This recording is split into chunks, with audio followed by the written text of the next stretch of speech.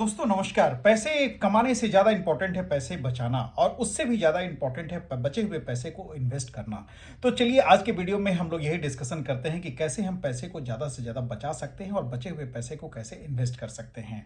तो पैसे बचाने का बहुत सा तरीका हो सकता है। इसमें सबसे जो बेहतर तरीका है, कभी भी इम्पल्सिव बाइंग से बचना चाहिए। अगर कोई भी थॉट, कोई भी चीज़ें आपको खरीदने का आपके मन में आता है ना, तो 3 दिन वेट कीजिए, 30 उसको 72 आवर्स दीजिए। अगर 72 आवर्स के बाद भी अगर उसकी नीड आपको लगे तो उसको जरूर खरीदिए। लेकिन मुझे लगता है कि 80% चीज़ें 72 आवर्स के बाद वो आपके दिमाग से निकल जाएंगी, तो आप पैसे खर्च करने से बच जाएंगे। आप अपने जो बाहर खाना खाने जाते हैं, सब मतलब 2 दिन 3 दिन पे, तो उसको देखिए कि कम से कम हम कितना सप्ताह में 1 बार जा सकते हैं, 2 बार जा सकते हैं, कि डेली डेली हम बाहर खाना खाने जाएंगे। तो जो आप एक्स्ट्रा खर्च कर रहे हैं ना, उसको बचाने की कोशिश कीजिए। आपका पार्टनर आपको सहयोगी होना चाहिए, आपके हर खर्चे में आपका उसका सहयोग होना चाहिए। ये नहीं कि आप केवल कमाएं और सारा खर्चा आप ही उठाएं, तो फिर चलेगा नहीं। तो फिर कभी अनबन होगी तो आपका सामने वाला पार्टनर जो है कहेगा कि भैया अब तो मैं तो चला, अब मैं तो चली, तुम देख लो अपना।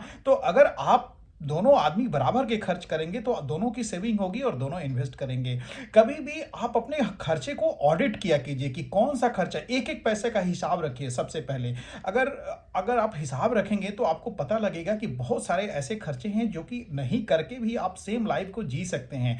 आप दो चीज़ों को एनालाइज कीजिए कि एक आदमी है, राम है, जो 1 लाख रुपया महीना कमाता है और 90,000 उड़ा देता है, और एक श्याम है जो 50,000 रुपया कमाता है और उसमें 15,000 रुपया बचा लेता है, 35,000 में ही अपना सारा खर्चा मेंटेन कर लेता है। तो कौन सा धनी बनेगा, कौन सा आगे बढ़ेगा? स्पेशली श्याम आगे बढ़ेगा, क्योंकि श्याम 50,000 में भी 15,000 बचा लेता है, 30% बचा लेता है, और राम के पास 10% की भी अपनी सेविंग नहीं हो पा रही है। तो पैसे कमाने से ज़्यादा इंपॉर्टेंट है कि कमाए हुए पैसे में से हम पैसा बचाएं और बचे हुए पैसे को इन्वेस्ट करें।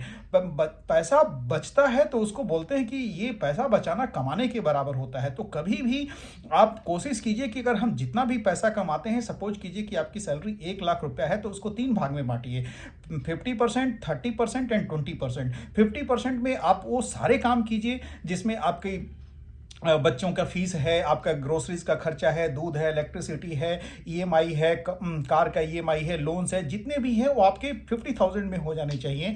और बाकी जो है 30% उसको आप सेव कीजिए और बचे सेविंग वाले पैसे को आप इन्वेस्ट कर दीजिए। और 20% जो रखिए अपने वांट्स के लिए रखिए। आप घूमने फिरने के लिए वो पैसा रख सकते हैं, आप आउटिंग के लिए वो पैसा रख सकते हैं, अपने शौक के लिए पैसा रख सकते हैं। अगर सपोज कीजिए कि किसी का मन कर गया कि हमको बाहर ही घूमने जाना है, आउटिंग करनी जानी है, आउट स्टेशन जाना है, तो 1 लाख रुपए का खर्च है, तो तुरंत मत प्लान कीजिए।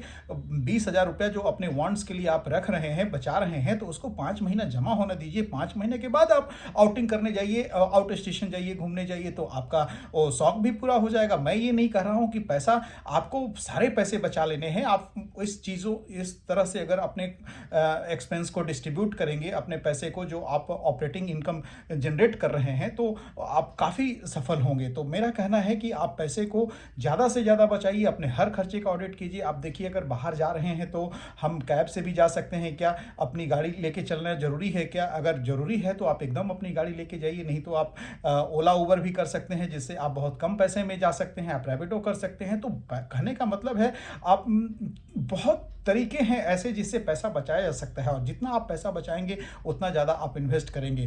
तो आज हमने इस वीडियो में यही बताया कि हम ज़्यादा से ज़्यादा पैसा बचाएं और बचे हुए पैसे को इन्वेस्ट करें। तो थैंक यू वेरी मच। अगर अगले वीडियो में हम लोग फिर से देखेंगे, बात करेंगे कि हम लोग कैसे इन्वेस्ट कर सकते हैं और कहाँ पे इन्वेस्ट कर सकते हैं। So thanks a lot, love you all.